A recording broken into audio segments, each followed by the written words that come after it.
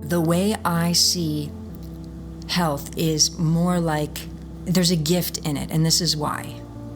Let's say that somebody's emotion that has been bothering them has been self-criticism, or maybe it was fear, or maybe it was a trauma, and they've been living with that. And when you let that go, and you take that pattern of self-criticism, or that pattern of anger, or that pattern of fear, or whatever it is, maybe there are people who seem to be like they carry around fear all of the time in all of their experiences. And so when you look at patterns like that and you say, okay, let me free myself of that pattern, it doesn't just, like, when you create the change on the inside and you really shift that, not only do you feel happier and better, but you change what you're attracting in your world, in your life. You change your life that you're creating. Because, again, success breeds success, failure breeds failure, frustration breeds frustration. You now start attracting more positive experiences. The level of clarity when you look at it and you just embrace change and you realize, okay, let me shift these emotions, let me shift this, let me create it. There's a gift in everything. It's beautiful looking back, thinking out of that whole injury, I just didn't get a education in nutrition, or an education in pills, or an education in this. Like, that time helped me to change who I am in my life. This is episode 63 of the Ownstream podcast, featuring Brandy Gillmore.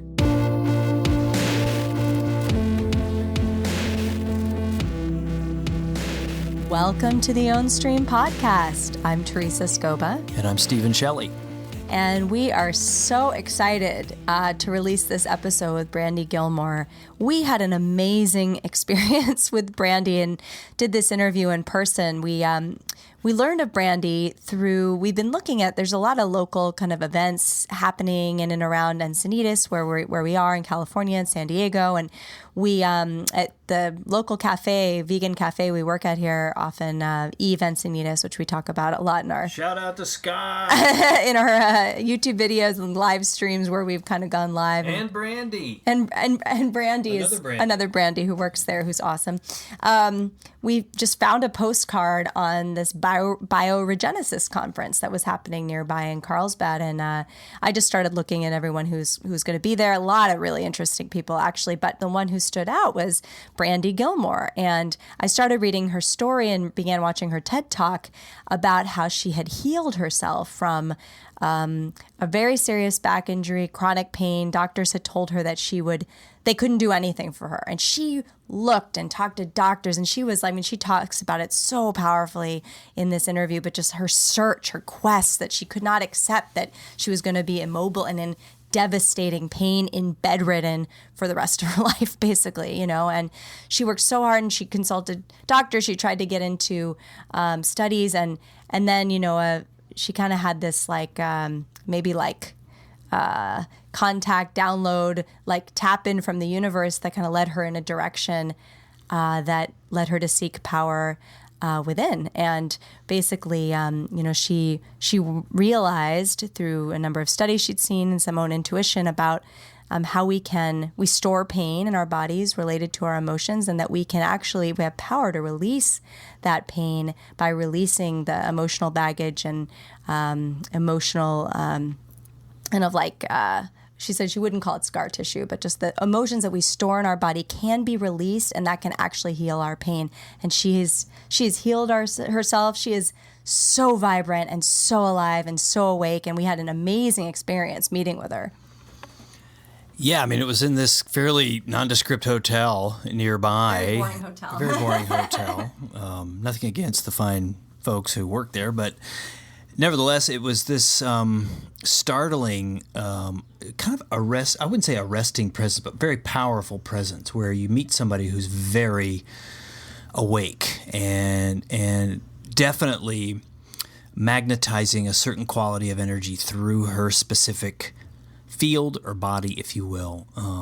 Very often when I meet a person like that, though, I'm reminded that the body isn't actually real, so to speak, as much as it is a field of energy that's been kind of condensed and organized in a certain way, as to appear at the way that it appears. But her field was very powerful and very magnetic and strong. There was a presence to her, if you will, and which for us made the process of talking to her all the more startling. To hear her talk about a handful of years ago, her being in a wheelchair and in constant pain, and her life basically being, watching television and taking pills and being on extreme doses of painkillers, and doing everything she possibly can to remedy her particular problem, and to hear the story told through her in the presence of her is just extraordinary. And as I say somewhere in this conversation, everybody that we talk to, most everybody we talk to, is saying kind of the same thing, that the power of consciousness is infinite. Your power is infinite. And this is a absolutely spectacular demonstration of that. Doctors told her, we can't help you. And yet the power of her consciousness overrode all of that to the point where she's, vibrant. She's walking around clearly. She does everything that we're doing. There's no semblance of that old pain in her life today. And Teresa. She basically realized that she created the pain, and she had the power to release it. We talk a lot about how much power we really have, and that's the story here, is that she was able to find that power and totally recover from this, and then become this very powerful being afterward. So it's a great, certainly if you're interested in the nuances of chronic pain, if you suffer from that, or if you know people who suffer from that, or if that's a topic of interest to you for whatever reason, this will absolutely blow you away, hearing from Brandy. But if you don't suffer from that, as Teresa and I do, this is so fascinating just from the general standpoint of anything is possible. The general idea out there that matter overrides everything, and that things are the way that they are and that they can't be changed is blown away. It's obliterated by Brandy's example. And I really think that's, for many people, the power of her message is, again, the notion that anything is possible and that consciousness is what's happening here. It's not about matter as much as it is about consciousness and a field of energy that's very, very malleable. It's a really extraordinary conversation. We're so lucky that we got to meet her because hearing her talk. So the reason I wanted to cement this at the outset is so that as you're hearing this, you're hearing it from, perhaps I can include the filter in your listening mechanism, that this is a woman who radiates a certain spiritual energy. She's opened herself up to things coming through her that are very, very powerful. And so just add that to your listening as you do. And now, like many of our guests, she has taken her experience and she works with others in this powerful level of service where she helps people heal their pain within minutes. She teaches them how to do this. She talks very humbly about how she fumbled through her own experience and learned what she did, but now she works with others, and she's helping people to do that. It's incredible. So before we turn it over to this conversation with Brandy, just a quick reminder that we are on Patreon. We would love your support there. For as little as $5 per month, you can help us create the Ownstream podcast and other media too that we are contemplating at this point. Certainly our YouTube channel. So we would love your support there. Go to ownstream.co/Patreon and learn more about the perks that we're offering there, and all the ways that the support there goes into what we're creating. It's really a beautiful way for people such as you who are listening to and enjoying our show to support us in doing so. We're going to do the show anyway, fully transparent. It's not like there's a deadline here or any sort of goal we're looking to reach. It's just a very, very tangible way for you to support the creation of this show and for us to accept and be open to more abundance. So it's a beautiful platform. Please check it out, ownstream.co/Patreon. Okay, please enjoy our conversation with Brandy Gillmore.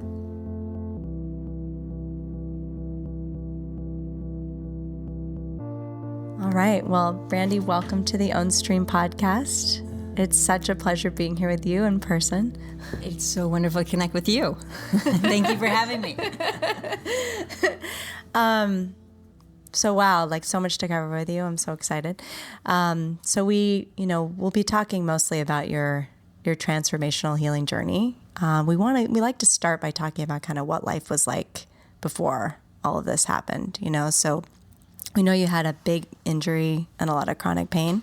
Maybe you can talk to us a little bit about like what your early life was like what beliefs you held, and kind of like what your life was like before all of that started to begin for you. My life was actually everything that I really thought that I wanted it to be at the time. My life was off to a great start. I was young. I had competed in Junior Olympics, won in Junior Olympics for martial arts, so I was very, very athletic, always 4.0 student, graduated high school early, started college early, started doing network engineering, operations, bought my first house when I was 19. It was just like life was just off to this amazing momentum start. And just, I had great friends and loved beautiful sunny California. And so it was just so athletic. So being injured and being in a state of injured and chronic pain was something that wasn't really something I ever expected to be part of my journey, really. In terms of like how you grew up and your notions of kind of like health and healing, like what did you kind of think about like how we keep the body healthy and like what contributes to that, especially as an athletic person? Like what did you understand to be the case at the time? I mean, as far as health, it was always it was if something was wrong with you, you go to the doctor. If you might take vitamins and supplements or things like that. But I mean, vitamins weren't really something, just a regular standard vitamin, I guess, a daily vitamin, a little bit of vitamins here. But if you ever had like a real ailment or a problem, you definitely go to the doctor. I mean, the idea of healing your body or alternative healing, none of that was even on the radar. It was probably more so something that as I grew up, I mean, my parents would joke around about like psychics or alternative stuff, the woo-woo stuff. I mean, it was kind of like, you didn't really, it wasn't anything you took seriously. And so it just, anything that was outside the norm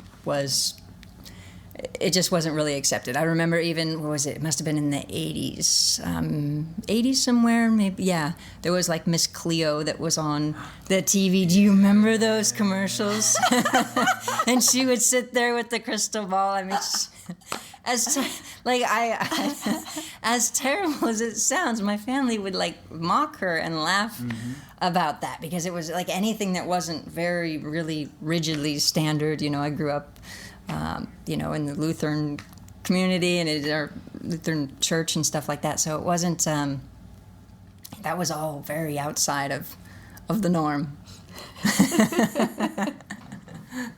Yeah, I can remember my grandmother, who was pretty open-minded and in a very interesting way. She was also kind of like super like into fashion and like married 4 times, like had a fascinating life. But one of the big family secrets was she consulted with a psychic. And it was like she would call this famous psychic in Florida, and then she would report to us what she had been told about each of us. And we'd sort of chuckle about it on the way home. But it was very much, as you describe it, sort of this kind of odd thing on the margins of our lives that we sort of chuckled about, out of range of her. When you were describing earlier this athlete, I wondered, when you think about the mindset of yourself when you were really into it, because I was really into a certain sport when I was in high school, and I had a whole vision for what that was going to become, like a career path. And then things kind of turned me in other directions too. But what was your vision? What were you kind of shooting for when you were really deep into that world? As crazy as it sounds, after everything, it really feels like a different life. Yeah. It really feels like when you say, what were you shooting for? It's almost like that was a different version of me that no longer, so to even remember, I don't even know that it feels lifetimes ago. I don't even know that I remember. I would just, I don't know if there was any, God, I don't remember. It was just really about, I loved winning. I loved pushing myself. I loved showing up at my best self. I liked excelling at everything that I could. And so that was, it was just about being my best, showing up at my best. And then network engineering was just something I happened to fall into. That was what I had started doing, and with the whole technology boom, it was everywhere, and it was like, this is something that's making a difference in the world. Let me be a part of this, and so then I fell into network engineering, loved it, and I excelled at that. I would actually wrote like the places that I worked. I was known for figuring out things that nobody else seemed to be able to figure out. So then I wrote a manual, actually, at both the locations that I worked with, showing people how to do more with it. Because at the time, technology was booming so quick that everybody was trying to catch up with the changes and all of that. So yeah, it's amazing. It's like we can be on one track, and then life can just totally change the track, right? So tell us about your injury. So you're this athlete, you're going for it, you're going for your best all the time, pushing yourself. Like what happened? What happened? Well, technically, the athlete, so I did get at a car accident. Okay, so I got in a car accident, which slowed me down, but I was still doing network engineering. I just stopped the athletic part, and then so my back was it was messed up, and that's just how I lived, and they said they couldn't do anything, and you kind of just, I guess I just lived with a bad back, and I didn't never think about doing something alternative. I lived with a bad back, and that's the way it was, and lived on, medications, taking it here and there to get by, and then a few years later, basically I fell, and as I fell right on my spine, and then I ended up with spinal end plate fractures. They give me a whole long list of ailments: CRPS, which is complex regional pain syndrome, nerve lesions, spondylosis, sciatica, and about 3 or 4 other diagnoses. So it was an extreme amount of pain. They say that CRPS is one of the most chronic, or one of the most painful conditions that a person can experience. And it was intense. It was intense all the time. It was somewhere that I really, really never thought my life would be. And I remember at times, I was on a handful of medication and morphine, and still in so much pain that sometimes I just didn't even want to breathe. I would lay there and just try to take in like enough oxygen to breathe, but I knew that if I breathed too much, it shot more pain through my body. And so it was kind of like just laying there trying to make it through the day at times, and then it was just this whirlwind of going from one doctor to another, and you always think, if you get injured, you're going to get put back together. They're going to fix you somehow. And so I went to one doctor, and he referred me to another. And then my life became like this. It's like I slowly fell into this waiting game where, then I went to another doctor, and they said, we can't do anything for you. And then it was like the next wait to go see the next specialist. And then they couldn't do anything for me. And then you go to the next one, and it becomes this, like every time they tell you no, you somehow just don't believe them. And you keep looking for somebody else. And then after doing that for a couple years, you start to actually go, oh my God, this is, what? And so, it was hard. And even, I got to a point where I couldn't even watch TV because at first I would just lay there and watch TV, and I was like, okay, look, this is going to pass. I got another specialist has come up. Let me just distract my mind to try to just stay busy, So I can just, it's like trying to avoid pain and be on medication and go, okay, look, the next specialist is in 3 weeks. Let me just make it 3 weeks. Let me just make it 2 weeks. Let me get there. And so, but then after a while, like I couldn't even watch TV because just watching people walk around and live and be happy and everything like that, it felt like watching everything that I was missing out on. And so it was just, and that's when, after enough doctors told me that there was nothing they could do, it just started trying every diet and every supplement, starting reading natural health books, and it just became this this progression. And how long did it go on like that? To be honest with you, when your days run into each other and you don't sleep at night and you sleep a little bit here and a little bit there, every bit of time starts to turn into a blur. From my injury date to my last cane was about a little over 5 years. And then even when I got rid of my last cane, it took me about another year to get, like I was walking like a normal human being. I think about almost a year till I finally figured out how to get rid of the rest of the pain completely and be walking like a normal human being. So it was, it was close to about 7 years of a lot of effort. So there's a lot of people in the world who have a amalgam of conditions that create pain. There are about 1.5 billion people around the world that live in pain. Billion. So a quarter of the world's population approximately live in chronic pain. So what's interesting to me is the fact that you somehow slipped through some opening or were presented an opening or created an opening through which you found a solution to this that has healed you. There's clearly a lot of persistence and a lot of persistence based on a question of something is not right about this. It strikes me that out of 1.5 billion people, very few have kind of turned the corner completely. Many just sort of acquiesce to the fact that this is how it is.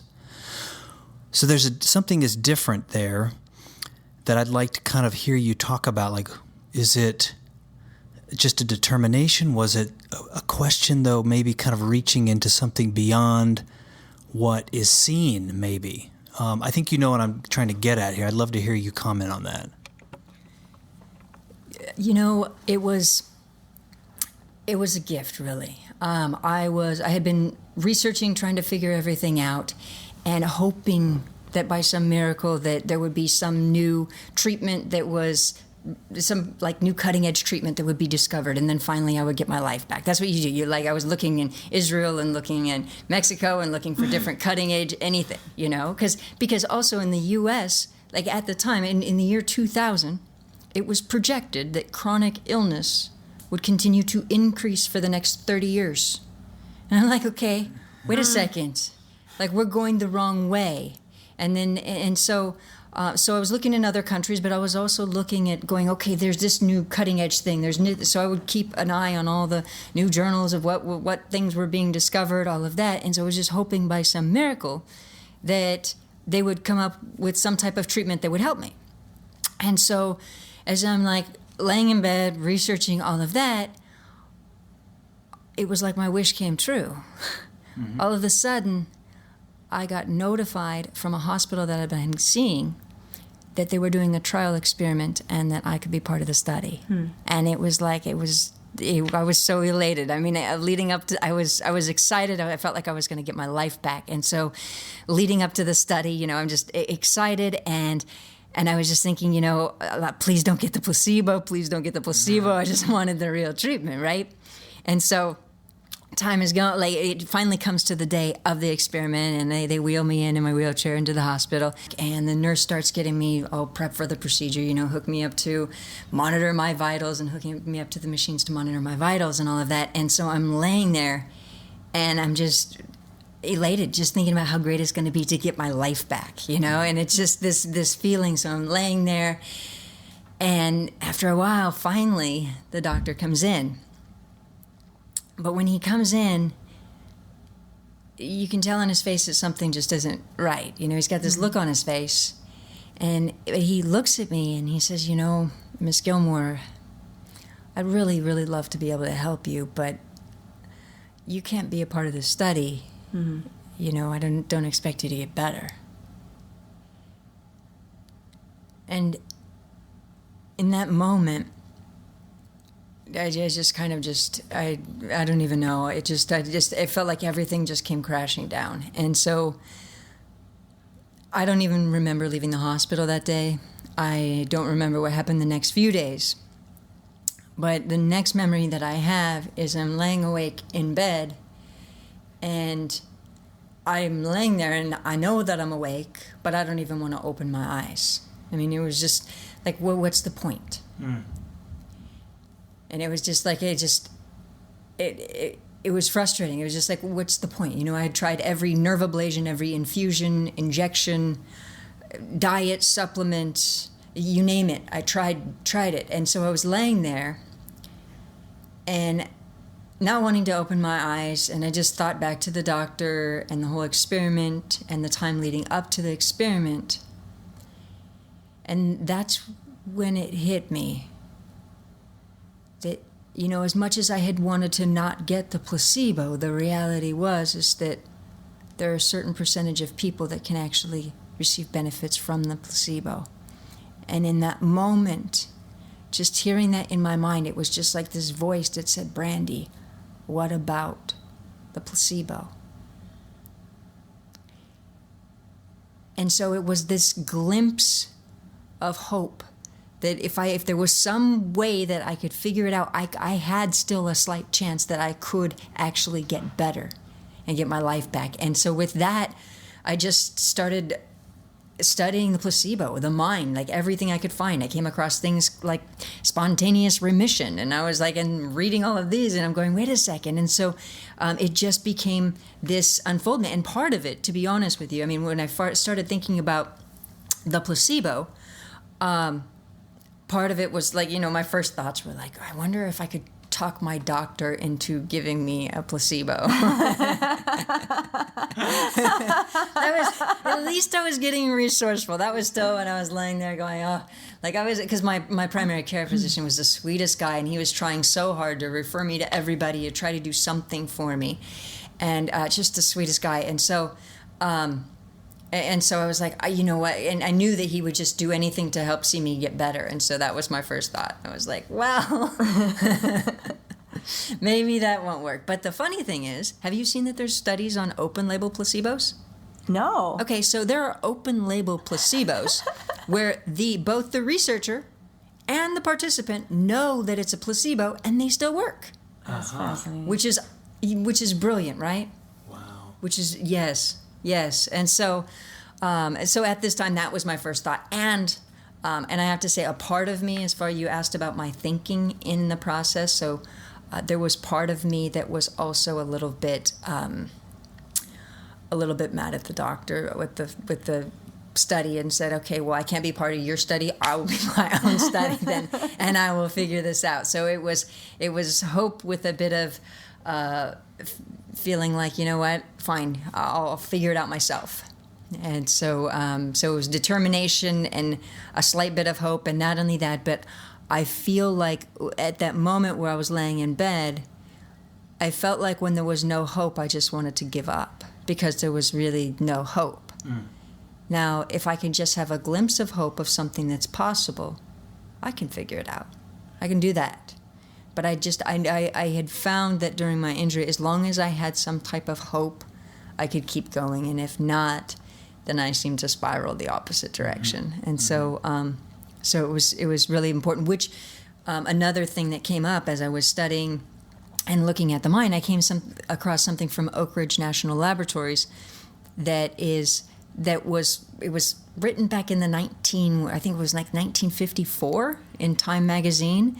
But that 98% of the atoms in the body are replaced every year.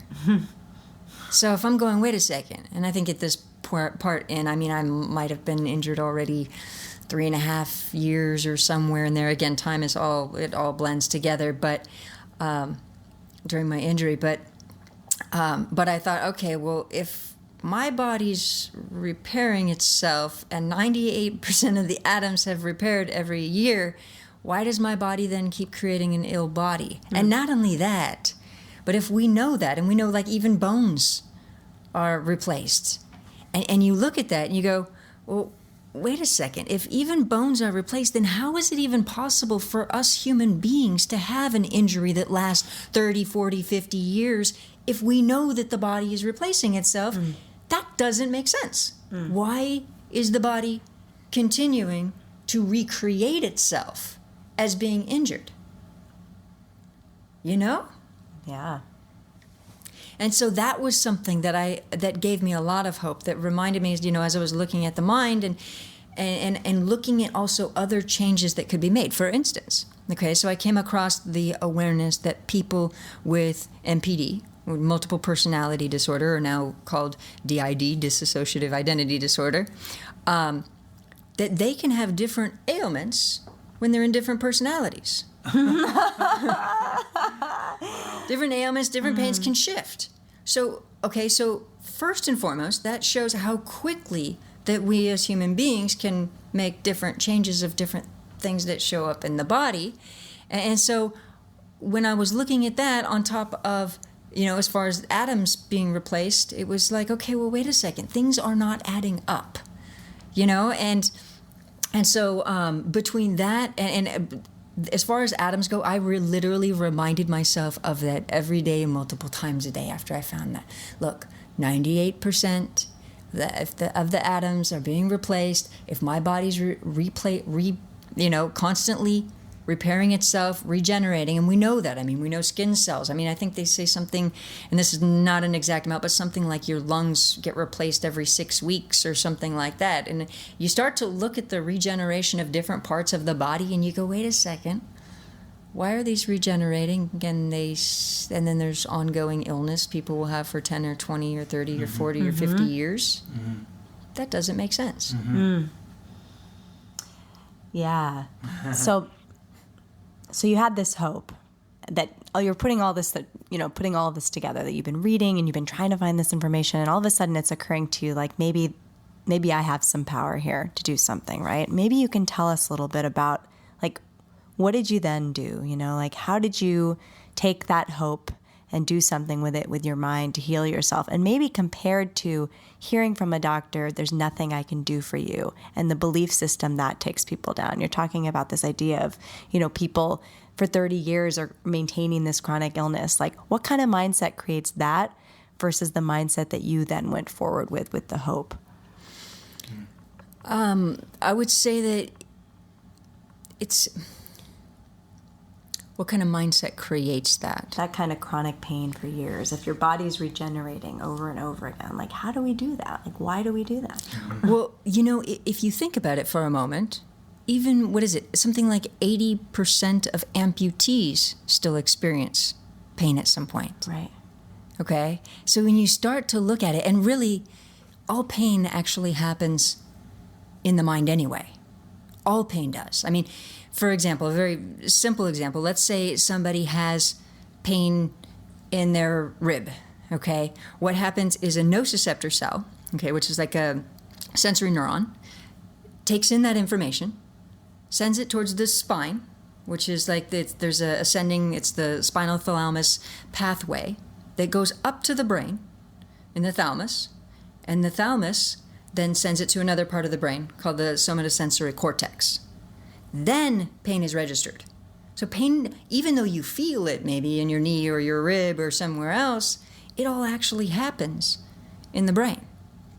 Now, what I found interesting about the somatosensory cortex is, as I'm researching all of this, you know, each different body part is located in a different area. Like your foot's in one area, your face is in another area on this part of the brain, right? And that's the way the brain is set up. So even if you look at the primary motor cortex, which is helping you move your muscles and your body and everything like that, different parts of the body or different parts of the brain are controlling different parts of the body, right? Mm. Well, what's interesting when you start looking at it is that emotions affect different parts of the body. Somebody's embarrassed, their face might turn red. Somebody is nervous, they might get an upset stomach. If somebody has an anxiety attack, racing heart, shortness of breath, sexual thought, you get a sexual physical response. So if you look at it, each emotion has the ability to affect the body differently. Mm-hmm. And so when I started looking at that, it just became an unfoldment. I mean, if we look at it, you might go, how much can emotions really affect the physical body? Well, let's think about it. I mean, from a technical standpoint, back in the 1970s, it was proven in psychoneuroimmunology that stress can affect the immune system and the T cells. So that was proven. Okay, so let's see. Stress affecting the immune system is probably something important that we need. Okay, or even if you look at it, if you've ever heard of failure to thrive, where infants that don't get enough love can actually die, or seniors who lose a spouse, the widowhood effect. Seniors who lose a spouse have a much higher rate of death following their loss. Mm-hmm. Okay, so if we know that emotions can affect the immune system and it can actually affect infants and widows to the point of death, then we know that emotions can have a profound impact. Not to mention things like scared to death, bored to death, broken heart syndrome that can affect any age. So wait a second. You're telling me that there's something that can actually affect our immune system, knowingly affect our body, bring us to a point of death, and it's not part of our medical system at all? Well, that doesn't make sense. Gosh, one of the great joys in doing a show like this is that we talk to people who don't know other people. Like there's the same message is being confirmed from virtually every different guest we've had and every different theme we've explored, which is the real power of consciousness and the way that in society, at least, although this is all changing, we're led to believe one truth, but in fact something else is our power is very abundant. And this is kind of what I think we're uncovering here, is that you're discovering I have a tremendous amount of say in this. And gosh, it's exhilarating, actually. It really is exhilarating to hear you, because I'm thinking of all these other conversations we've had, which have kind of, it tends to be a person like saying, I'm going to do this, and they start reading books and looking online and finding information, and suddenly something begins to unravel and a truth is found. I know you want to talk about that, and maybe also talk about kind of as you began to kind of uncover all of this, when did you begin to notice, like, what were the first signs that your body was changing? Well, I think that first, expanding on that awareness, and we go, okay, if we can see that emotions have the ability to affect the body, okay, and we can see that, does it really make sense that some emotions affect the body and some don't? Well, where do they go? That doesn't make sense. And especially if you look at the wide range of emotions that we know that affect the body, And so we start to look at that. And then you also take it a step further and you go, well, wait, don't we also know that memories get stored in the subconscious mind? So both positive and negative emotion get stored in the subconscious mind. What about those emotions? And so that's what I began to look at. It's like, a simple way to think of it would be if it's well known that if somebody has a traumatic brain injury or they have a stroke, that brain injury can impact part of the body.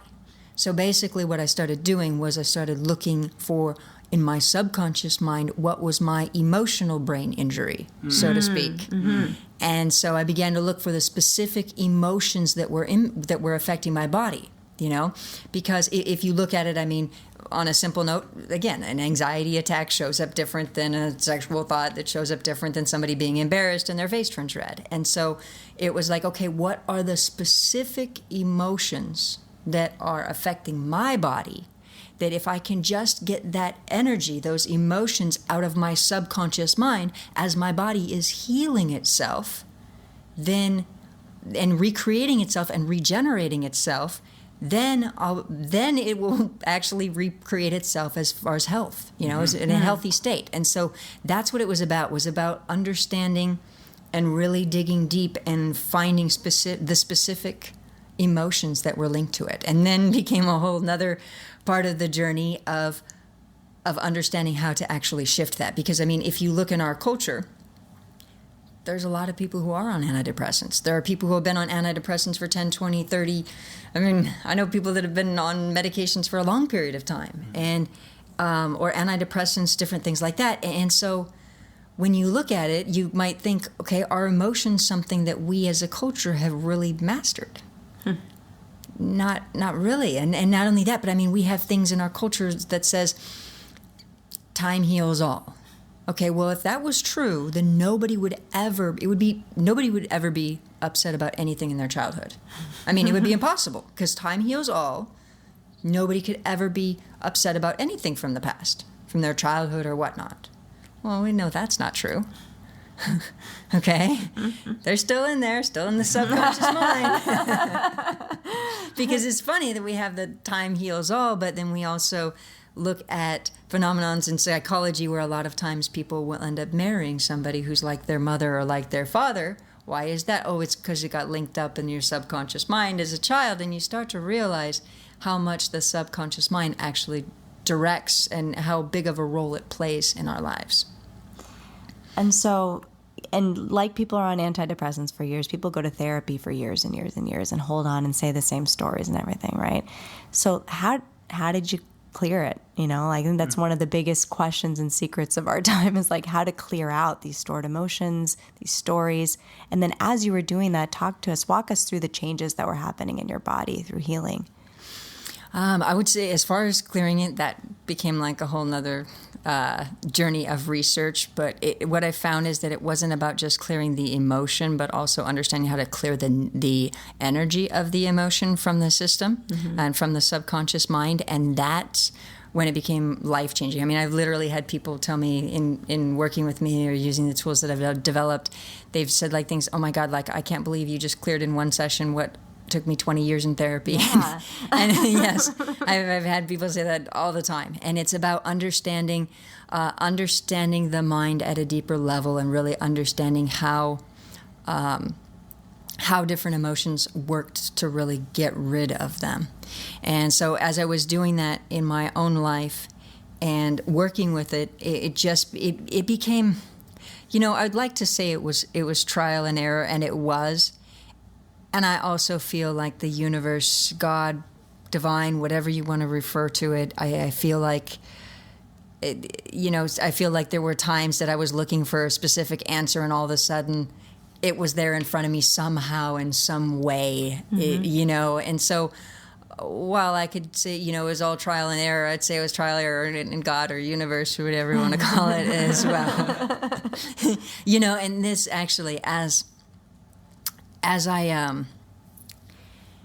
got better, when I finally did get better, and I sold my house. Like, I wanted to get out of my house and sell my house because I had spent 7 years being injured and all of it in it. And as much as I loved my house, it was time to go. And it was like wheelchair marks on some of the corners of the baseboard. And it was just, I spent enough time there every day for a lot of years. And so as I packed up my house, the movers, everything was out of the house, I went and I grabbed, that last little bag that you'll have of like clothes, necessities in the now. So I grabbed that and I closed the door, and during the time I was injured, and I forgot to mention that part, during the time that I was injured, I had been listening to like healing music, like everything that I could find. It was like my house sounded like an ashram, a temple at times and stuff. It was just like, and so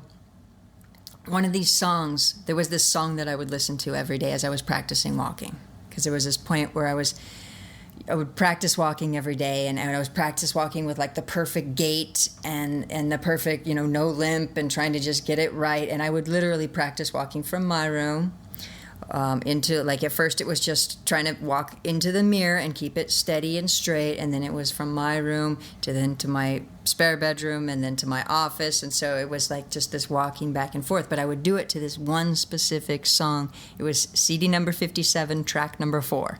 And it was on the player. Like, all I knew was it was time to walk. It was CD number 57, track number 4. And I would listen to this song over and over. And it was because it had like this beat to it where I wanted to be able to put my foot down to each beat. So it was like a rhythm to walk in. And I had just over and over and over every time I went to go walk, right? And work on walking. So fast forward, when I had been doing that, and when I did go to sell my house, I packed up everything, grabbed that last bag, got in my car, and went to go back out of the garage, and I put my CD number 57, track number 4 in the player, and I'm like, all right, you know what, it's time for the next chapter of life. And I look down at the player, and the name comes across, and it says, She Walks in Beauty. Oh, wow. That was the name of the song. It didn't have any lyrics to it. So amazing. I spent over a year and a half working on walking and perfecting my walk to a song called She Walks in Beauty, and I had no idea of the name. It's incredible. It's incredible. Yeah, I was expecting you to say something like some Rolling Stones song or something. I don't know. I was trying to kind of imagine like a beat like that. I'd like you, if you could, so you were clearing these emotional, let's call it emotional scar tissue in the subconscious that kind of help. Were there other things, other tools that you were using along the way? Everything from like self-talk in the moment to other maybe more meditative practices. I'm trying to get a clear idea about the tools you were using on the journey itself. So I wouldn't necessarily call it emotional scar tissue, because I don't want to leave the impression that it is something that's physical. However, recent studies have actually shown, when they've done MRIs on the brain of somebody who lived a traumatic childhood, that there can be indents and all of that actually on the brain, which I think was just actually shown in the last maybe 2 years, something like that. You'll want to look it up, but it's, so I don't want to say that it's like a scar tissue per se. But during my injury, I mean, I tried everything that I possibly could find. So when I had come across the placebo, the initial belief was that the reason the placebo worked was because a person believed it would work. And then you also can hear in spiritual healing and all of that, a lot of people talk about believing you're already healed. Mm-hmm. And so I tried for about 1.5 years to convince myself that I was already healed. And I got to a point about, trying day in and day out, probably about 3-4 months into that, where I actually had like this alternate reality that I was healed, and I believed that I was healed, which was confusing because I was still in a lot of freaking pain in both realities.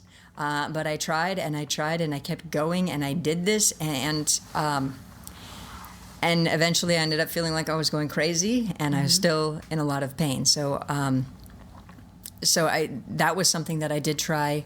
I tried supplements, I tried diet. I literally tried every single diet I could think of. If there would have been a diet to eat for your zodiac sign, I would have done that too. I'm a Pisces. I don't know what the Pisces diet would look like, but probably fish, because we love water. But I tried every diet that I could think of, every supplement, different supplements as far as targeting serotonin levels, or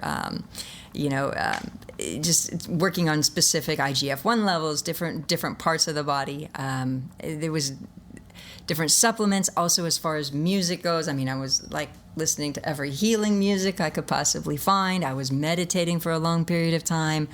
And it didn't, what I found with meditation was I found that I could get results for a short period of time. Maybe if I closed my eyes and I meditated and I would lay there and I would picture my pain all going to the center of the earth. And I would picture sending it all to the center of the earth. And as long as I did this, I could actually get some relief in the moment. But then after I stopped, it felt like it came back pretty quickly. So there was that, a lot of different things that didn't work ultimately. And so, but I mean, I was trying everything that I could along the way. And so what ultimately worked was clearing the emotions, clearing what was stored up. Or you can tell me if that's how you would put it. And as that was happening, was it literally like you would kind of clear something and then you'd feel a change in your body? What was that process like? I would have loved for it to be in that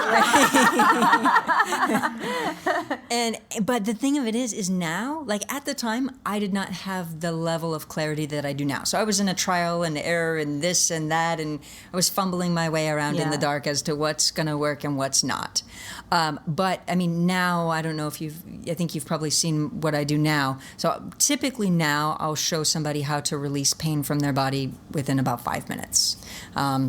Usually it takes anywhere from 5 minutes to 15 minutes, but I'll show them how to use their mind to actually release the pain. So, but when I was doing it, I didn't have the level of clarity. So, and I didn't know specifically which emotions were affecting my body. So then I would do something and then I would be like, but it worked.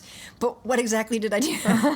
And so it was, and not only that, but as far as my emotions of what I was really feeling, I was very, very headstrong. So going through martial arts, all of that,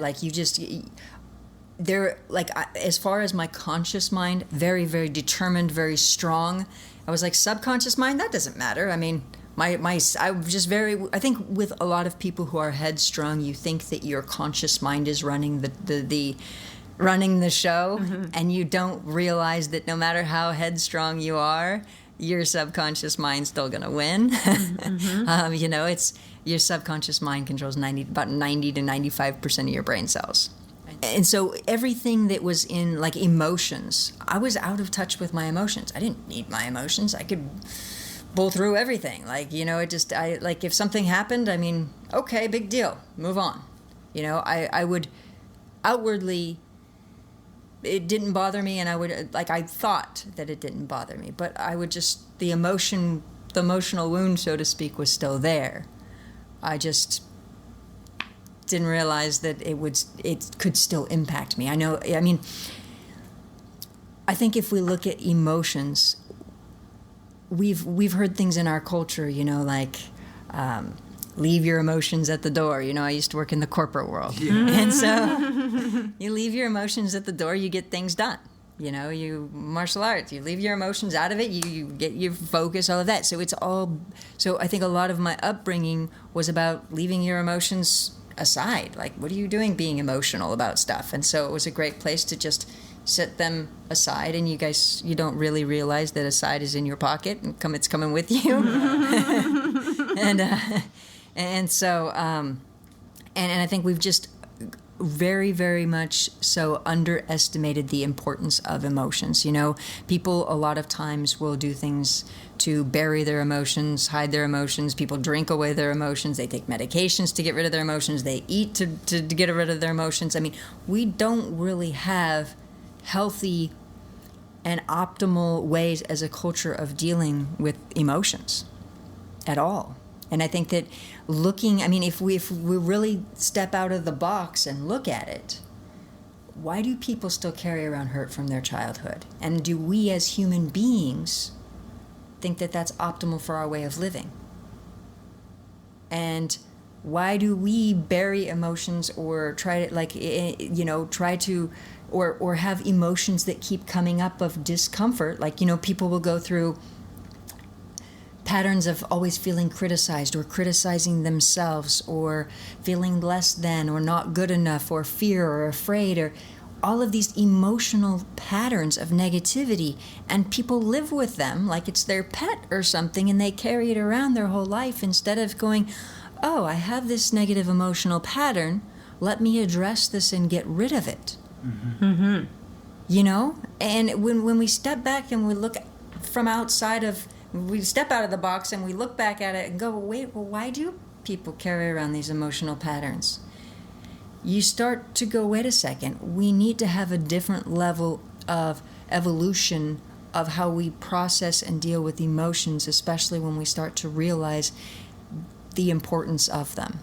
And not only that, but when we look at emotions, not only for our health, but for our life, that our thoughts help create our life. You know, Einstein would say imagination is the preview of life's coming attraction, but even, you know, you have those days maybe where it's like everything feels like it's going great. You know, you have like success breeds success, we've all heard, or failure breeds failure, where our emotional patterns breed more of the same. Or just like we talked about, a person can marry somebody who's like their parents or something like that. They're repeating. You know, they may not look exactly like their parent, but the emotional imprint is the same. And so, or you have those days where maybe you wake up and you're frustrated and it's like everything goes wrong. You feel like you spill your tea or your coffee, you trip over the dog, even if you don't have one, you hit every red light on the way to where you're going. And so by not only by shifting your emotions can you help change your health, but also your life. And that's what I noticed in mine, is as I was working with my mind and began shifting these emotions, which, by the way, I would have never thought they were, in fact, impacting me. Like, I mean, I had a fear or expectation of dying. You know, there was traumas that had come up in my life, and I was just like, okay, no big deal. But deep down, I had an expectation of dying. And I didn't realize it. You might say, how did you have an expectation of dying? Like an extreme expectation of dying, and you didn't even realize it?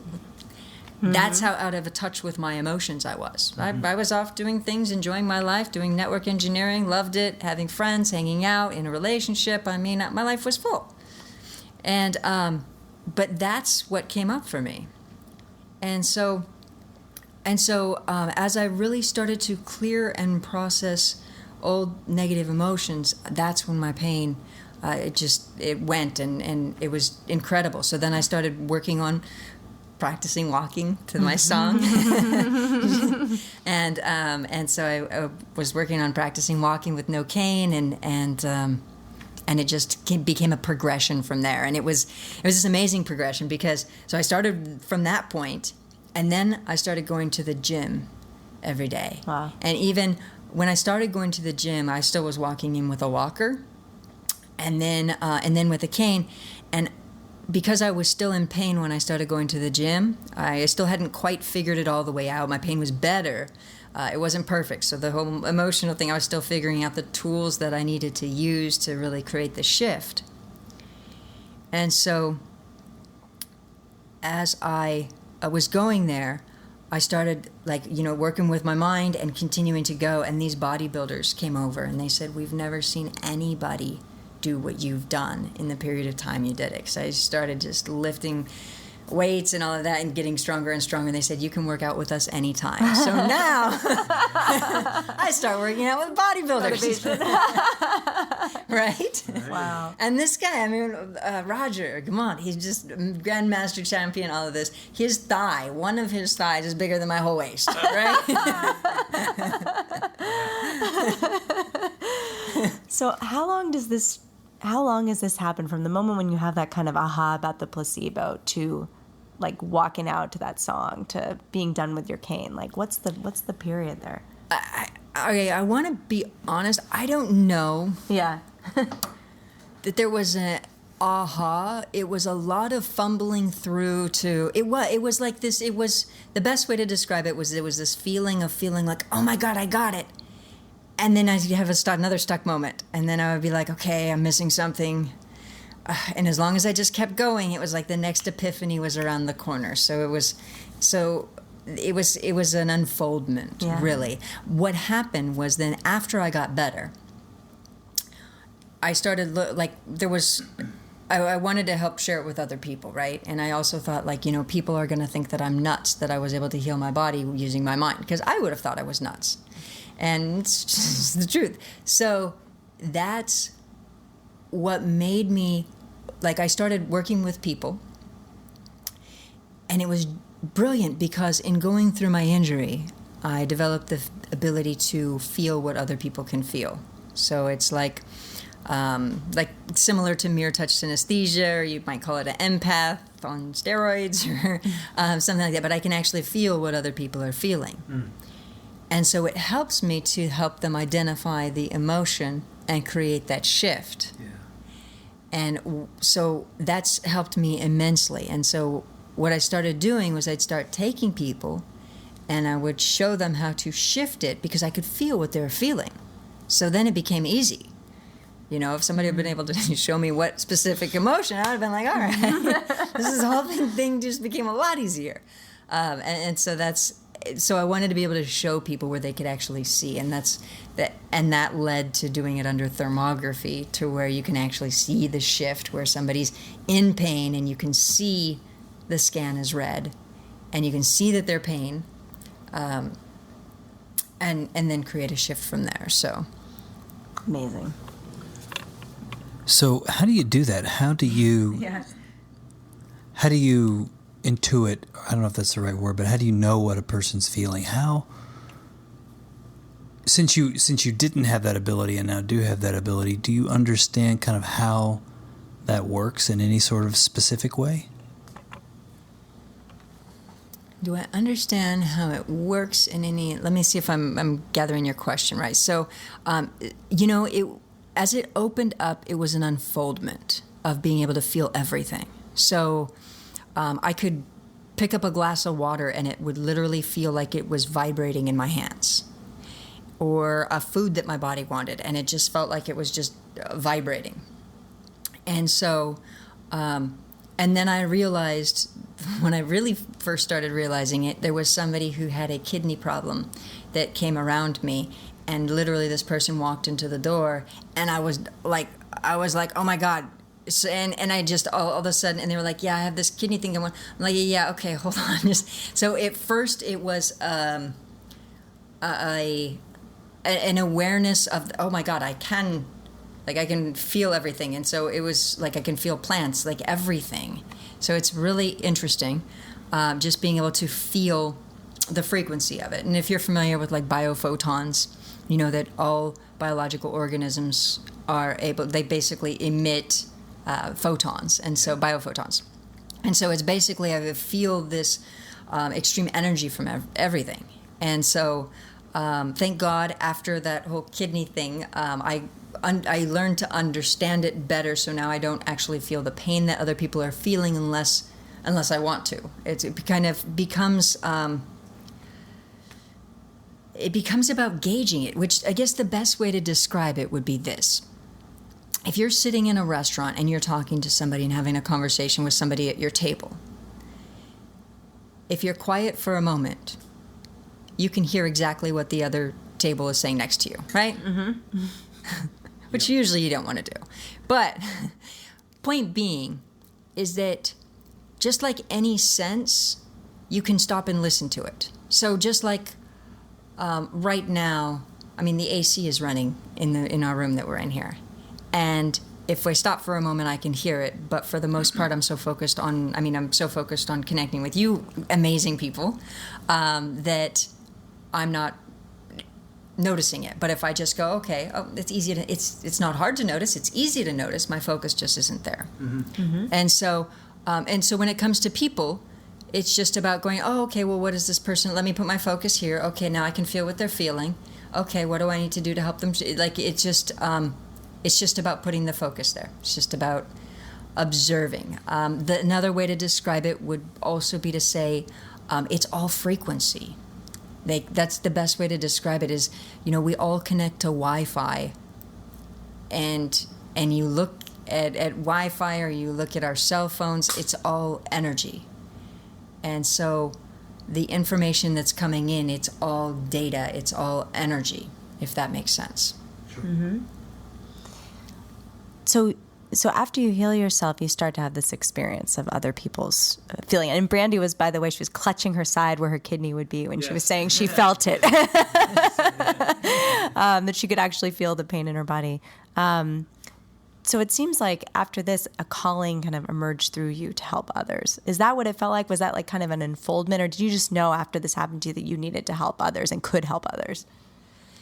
You know, the truth is when I went to get better, so when I got better, there was 2 promises during my injury that I made to myself that I said, the first one is that if I ever did get better, I would promise to live life to its fullest, to just really appreciate everything, every moment. And so I did that. I started traveling. I started just every flower, honestly, it just touches me so deeply. Every animal. I mean, I feed squirrels. I have squirrels and I love them. They all have names. They come down. They like to pet them. They're all my friends. And it just, but everything, every person, it's just about not taking each day for granted and just really fully loving it. And so that was the first thing. And then the second thing was I promised that I would share what I did. Now, to be honest, initially I thought, okay, well, I will tell my doctors what I did, and then they'll want to use it to help everybody.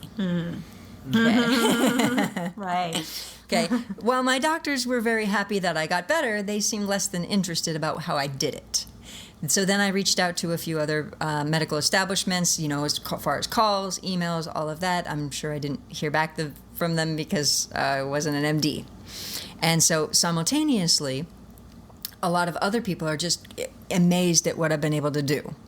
And other people around me who've had health issues, different things like that. So I started just helping them to show them how they could do it also.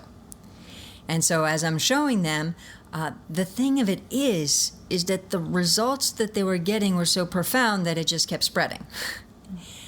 And so I basically got certified in nutrition and health and PhD in natural healing, everything that I could to get, certified. And then I started sharing with people how I did it and speaking on stage and holding online workshops. And it led to this whole unfoldment that is very, very, very much my passion, my purpose. It's the reason that I'm here, and I love it, and I love waking people up to the awareness of how amazing we all are. We're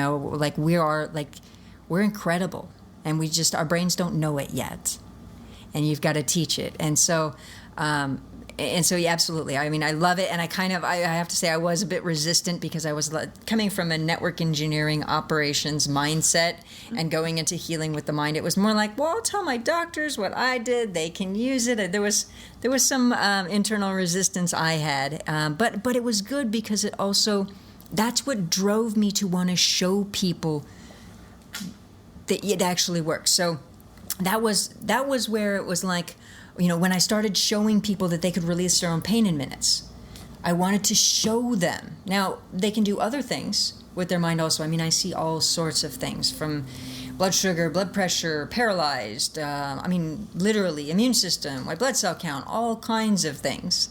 There's nothing I haven't seen it, when people follow through to create changes with. But what made me want to start using pain was so people had a visceral response so they could see the shift occur. They could experience it, and then they could see immediately how powerful their mind is. And so, because it becomes motivating for people to want to create shift, Mm-hmm. I know it must be specific to every person, but can you tell us a little bit about how you get people to do that in minutes? Basically what I do is I identify the specific emotion. Now, one thing that I've found in my work is that it's not about one specific emotion. It's the best way to describe it is this, is if you have flour, you can't make cake. Flour itself is not going to make cake. However, if you mix flour with eggs and a few other ingredients, you can now make cake. And so when we look at emotions that are in the mind, it's about identifying the specific emotions. So about identifying the specific emotions and releasing those. And a lot of people would say, well, let me just be happy, or let me just do this, and let me lift my emotions. And while that is great, absolutely, being happy is great, and you want to do that, but it's specific. It's finding the specific emotion and targeting that, and or emotions rather, and targeting that. So, and then what I'll do to help people to create the change very, very quickly is I'll take one of these quote unquote ingredients and break it, so, or pull it out. And so sometimes it might be one, sometimes it might be all three of the ingredients. It just depends on the person's, what I'm feeling from the person. So I kind of just feel what emotions a person is feeling, and then know what to do to shift it, you know? One more quick follow-up, then I'll hand the mic back. In your work, do you see the same types of emotions linked to the same kind of physical manifestations? Yes, but. Okay, so you remember there's ingredients, right? Yeah. So yes, absolutely. So just like we talked about, embarrassed equals face red. Do you know other people that have a common embarrassed face red? Yeah. Okay, pretty common, right? So absolutely following that same flow, absolutely yes. As far as the other ingredients, yes and no. So I would say yes, but there's variances. You know, our minds are so complex that so yes, it's yes and no. Yeah, it's complex. We should begin to wrap up. I'm just putting that out here so we're all kind of on the same page. My question is, so when you work with someone, it's not invasive. It's not like you're cutting them open. You know, there's no surgery. You know, there's no endless, recovery afterwards. It kind of conforms to all different kinds of things that are happening in varying walks of the healing world, which is it's fast, it's non-invasive, it's using kind of things that maybe we don't quote unquote see in the body, like as we appear in this reality or in this density. I'm wondering if you've thought about or have talked to others about kind of what's happening here on the planet, within the world of healing, and really this is kind of happening across categories of life, if you will, where things that used to take months and years, decades, sometimes take, maybe a few sessions, maybe a couple of weeks in some cases, or very, very short amount of time. What do you think is occurring here? Have you sort of pinpointed or even thought about where this work that you're doing lies across the galaxy of change taking place on the planet at this time? I love that. Have I even thought about how yeah, I love that. Great question. Actually, my business name itself is Human Potential Revolution. Okay, and the reason that is because if we look at history, we can see there was the agricultural revolution. We can see the industrial revolution.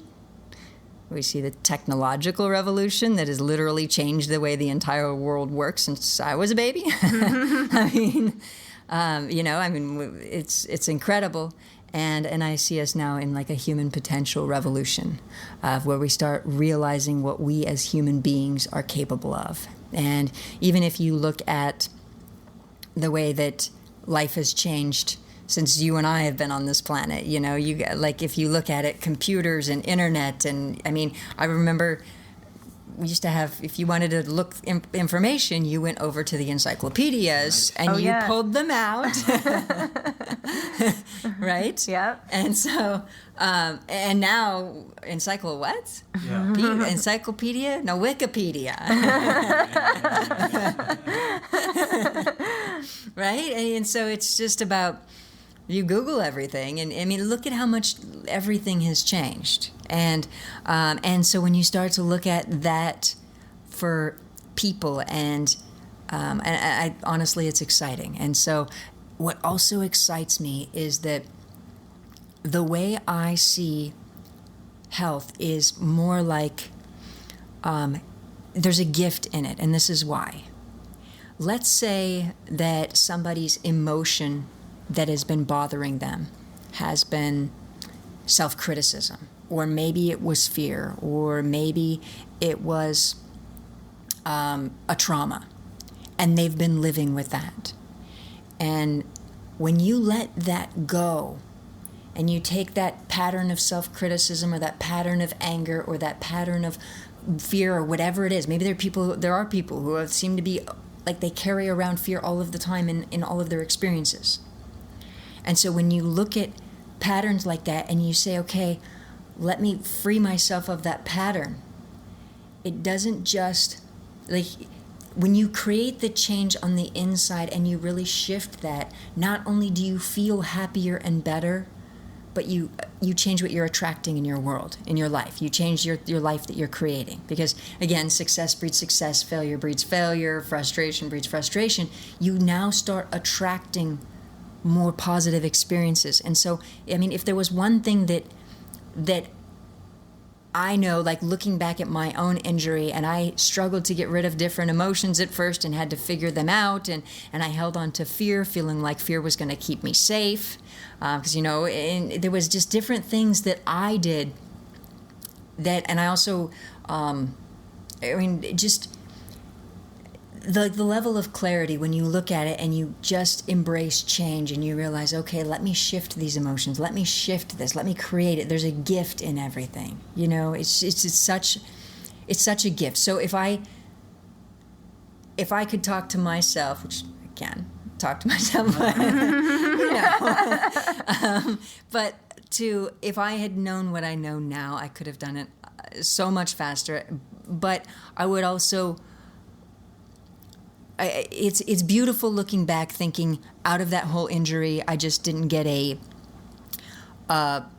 education in nutrition, or an education in pills, or an education in this. Like, that time helped me to change who I am in my life. You know what I mean? So while it was my biggest injury and the most devastating time in my life, or at least so I thought, it actually became the biggest gift of my life, because it made me have to change. And that change has improved my life far beyond what I ever thought it could. I really did. I really thought that I was happy prior to my injury. And now I realize that I didn't know what happiness was, because you have moments of feeling happy. Like, I think a lot of people, they have moments of feeling happy, but now I can sit and do nothing and buzz with a feeling of just vibrating happiness. It's my state of being, and that was worth every bit of it. So I'm going to ask you a question that a friend of ours gave us when thinking about moving someplace, and he called a school, and he had this long conversation with the principal of a school thinking about moving his child and going to that school. And the question he asked this principal at the end of it is, what should we ask you that we have not asked you? My sense is that this is the tip of the iceberg in terms of your story, but what you have to share. And I'm wondering if there's anything kind of on the tip of your tongue that you would want people to know that maybe we haven't covered. I would say specifically two things. I would say, first and foremost, that your emotions do matter. They're more important than you realize. And it would be like if you went to an island, and let's say you went to this island and people were mining for gems or valuables or stuff like that. And so they're mining and they pull up something like coal and they go, oh, this is good. This is very hard. We'll value this. And they pull up gold and they go, oh, this is soft. Let's throw it away. And so they spend all of these years going, gold, soft, throw it away. Then they're introduced to the rest of the world and they go, oh, this is actually really valuable. We've been throwing it away and we've told ourselves that it's unimportant and it doesn't exist. So just because emotions are soft, so to speak, they're not tangible. We value things that are physical and we hold on to them and we place our focus in their value.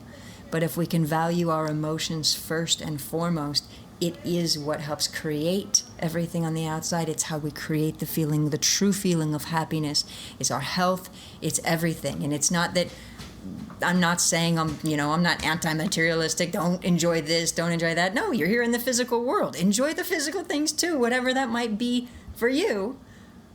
But remember that you got to value your emotions on the inside first, not abandon the outside. Some people are very much like, we shouldn't enjoy the physical world and it should all be in meditation and all of that. No, like, enjoy, have a great time. But taking it internally first and really putting your emotional status and your emotional state first, very, very important.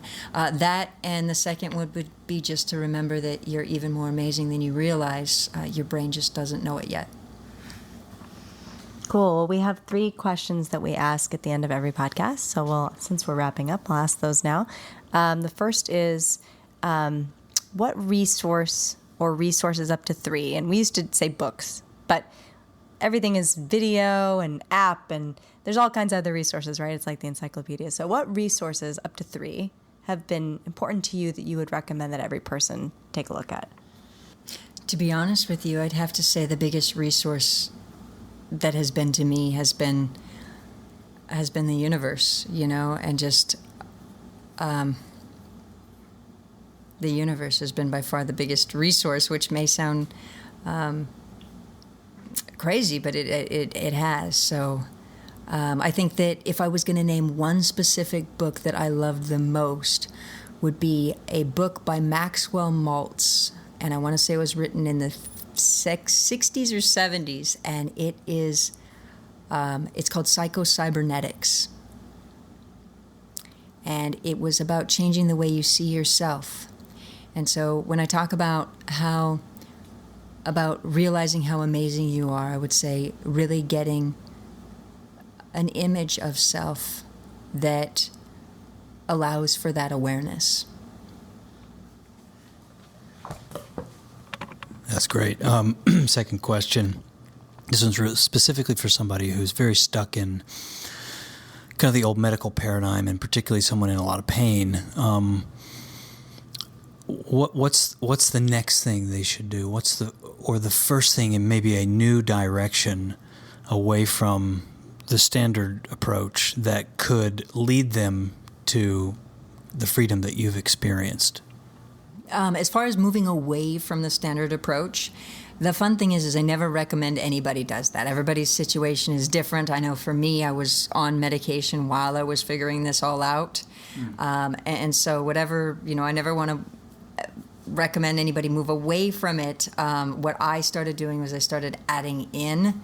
But, I don't know each person individually, so I never want to give specific medical advice to move away from something. But I would say that first and foremost, starting to lift yourself, the biggest thing, like start being happy for no reason and every reason. Start bringing in positive emotions. One easy way that I'll have people do, or easy thing that I'll have people do, is start listening to a song that they love.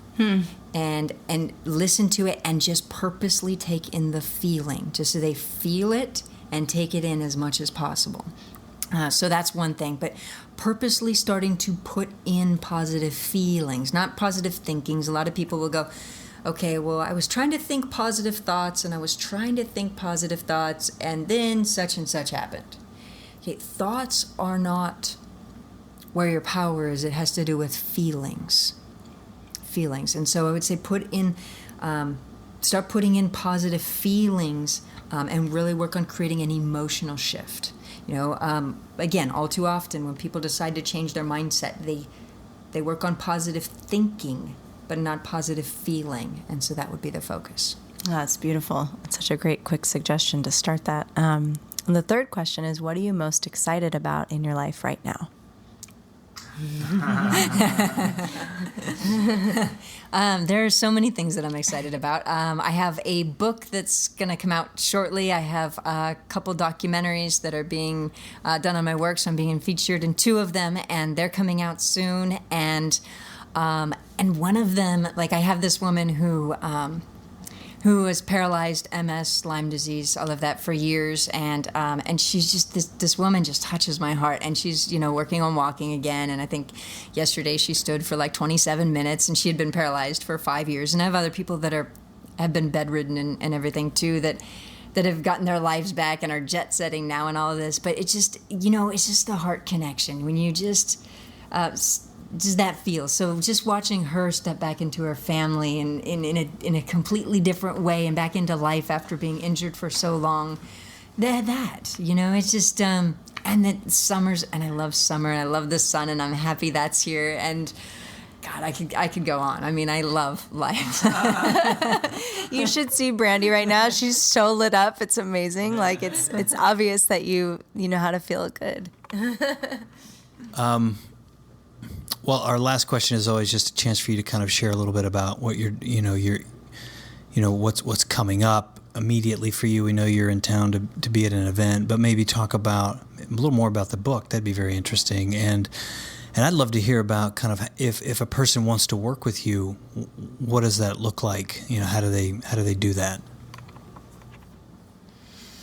Oh God, I love the book. I'm so excited about the book. All right, so. As far as the book goes, it's been a beautiful journey, and it's honestly, I'm so proud of the book.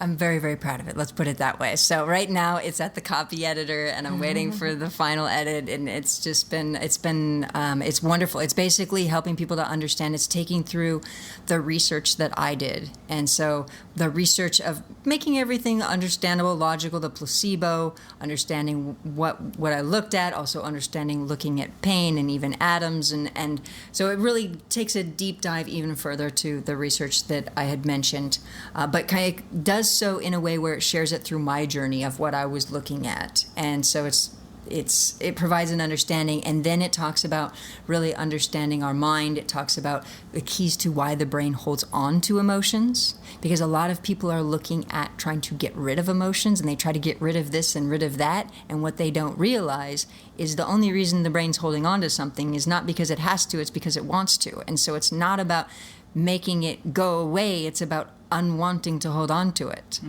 And so everybody's looking at trying to make things go away. You have to unwant it. But there are reasons in the subconscious mind that actually make you want to hold on to even negative patterns of fear, self-criticism, and all of that. And so that was a huge epiphany that I had in working with my emotions, is understanding that at a deeper level. And that's part of what enables me to help people to make the change. So that's what it talks about, health, and then how to work with emotions, and then not only that, but how to release not only the emotion, but the energy from the body as well, from the mind and the body. And so it's a book on transformation and also self-healing. So it's really, really exciting, and I'm so excited about that. And as far as working with me, for the most part, I don't really do one-on-one sessions, but I do have group sessions. I also have a video set, and so I have a lot of people that will go through classes and follow the video set. And it's fun because they start to understand how to listen and work with the energy of their own body and what their body's saying, and how to identify emotional patterns and everything like that. So the video set helps to do that, and then it helps to understand how to create shifts and what's going on in the subconscious mind. And then we do, on top of the video set, we'll do group coaching. And on the group coaching, I'll take people out of pain, and we'll all talk, but also deep dive it even further. And so it's fun. And can everyone find this on your website? Can you tell people how to reach you online? Yes, and because my classes have been full, yes. If they go to my website, and in the contact, it will. If they just say that they heard me on your guys' show, I'll make sure that they get into a class. All right. Sweet. Very cool. Well, we'll have the link to your website in the blog post for this episode and everything. Perfect. And it's easy to remember. It's just brandygillmore.com. And so there's the contact. But yes. And so, just make sure and mention it was your show, and I will definitely get you guys in. That's fantastic. Well, Brandy, just being in your presence is so strong and powerful, and it's been such a gift to be here with you. So thank you so much. Thank you so much. It's been such a pleasure, and likewise, I love. And I just heard that it's your daughter's birthday, and I love that. I love it. Happy birthday to Sophia. Thank you, Brandy.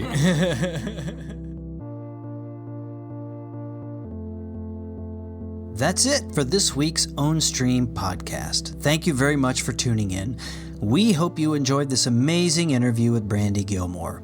Be sure to check out the show notes for this episode for links to everything mentioned, including Brandy's website, TED Talk, that special Ownstream code to use if you're interested in her program, social media handles, and all the other resources we discussed. That can all be found at ownstream.co/Brandy Gillmore. That's ownstream.co/BRANDYGILLMORE. Please sign up for our newly revamped newsletter, News for a New Earth, Tools and Stories for an Enlightened World. Approximately twice a month, we send out a digest of the latest findings and creations emerging from the vast paradigm shift of awakening happening on the planet. Everything from spiritual breakthroughs to scientific findings about the quantum field and consciousness to the latest in alternative living structures, nutrition and health, cryptocurrency, community building, world travel, and more. Basically, it's the news you actually need. Please sign up at ownstream.co and just click the sign up link in the upper right-hand corner on any page. Also, please leave us a review on iTunes. We definitely need your help in expanding our reach, helping us to inspire more people and spread the amazing ideas discussed on this episode with Brandy Gillmore and others too. If it feels right to you, simply go to iTunes, search for the Ownstream podcast, click ratings and reviews, then click that 5th star and leave us a brief comment on how this episode has inspired you. Thank you very much for considering that. We are very grateful. Finally, we're on Twitter and Facebook at Ownstream and on Instagram at Own_stream. Thanks so much, and we'll talk to you next week. Thanks for listening to the Ownstream podcast. To learn more and connect with us, please visit ownstream.co or follow us on Twitter at Ownstream and Instagram at Own_stream.